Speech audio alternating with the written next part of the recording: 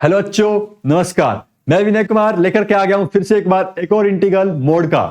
तो ऐसे क्वेश्चन को कैसे सॉल्व करेंगे यहाँ पे सीखते हैं। सबसे पहला काम हमारा क्या होता है मोड वाले क्वेश्चन को सॉल्व करने के लिए, उसका ब्रेकिंग पॉइंट देखना कि ये फंक्शन जो है हमारा कहां पर पॉजिटिव हो रहा है कहां पर नेगेटिव हो रहा है।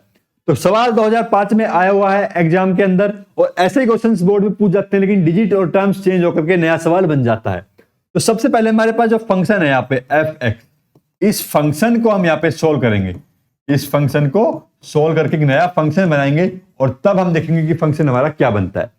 यहाँ पे इसके ब्रेकिंग पॉइंट आपको क्या क्या दिख रहे हैं, कहां पर ब्रेकिंग पॉइंट का मतलब है कहां पर ये फंक्शन क्या होता है, जीरो होता है। जैसे कि ये x कहां पर जीरो होता है, जीरो पे। ये कहां पे जीरो होता है, -2 पे। ये कहां पे होता है, -5 पे। यानी कि 3 पॉइंट मिल रहे हैं, 0, -2 और -5।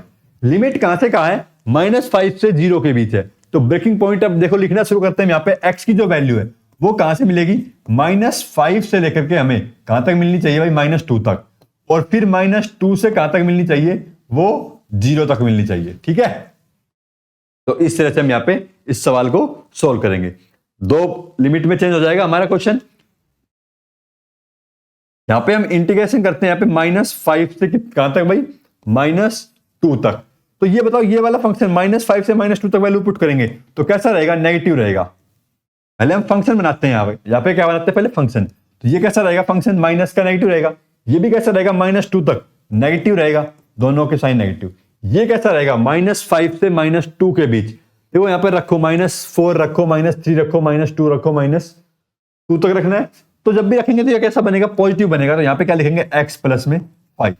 इसको सोल्व किया, क्या बन गया, ये x से x खत्म, 5 में से 2 गया 3, 3 माइनस में x बन गया इसके लिए। दूसरे वाले पार्ट के लिए हम यहां पे देखते हैं क्या बन जाएगा, -2 से 0। -2 से 0 रखेंगे तो ये तो तब भी नेगेटिव रहेगा।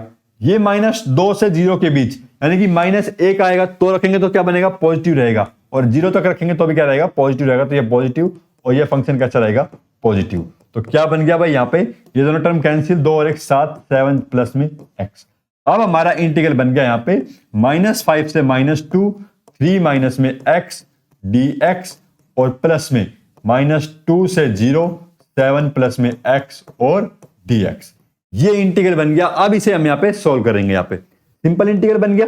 बस मोड वाले क्वेश्चन के अंदर क्या, अगर हमें लिमिट का ब्रेकिंग करना सही आ गया तो सवाल बिल्कुल आसान बन जाता है। अगर फंक्शन जो बनाना आ गया तो 3x माइनस में x²/2, लिमिट -5 से -2, 7x प्लस में x²/2, -2 से 0।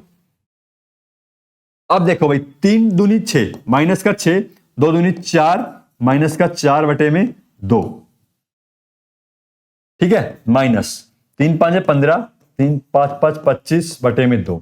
मैंने ब्रैकेट लगा दी यहाँ पे, 0 पुट किया तो 0, माइनस में 7 दूनी 14, प्लस में 2 दूनी 4 बटे में 2।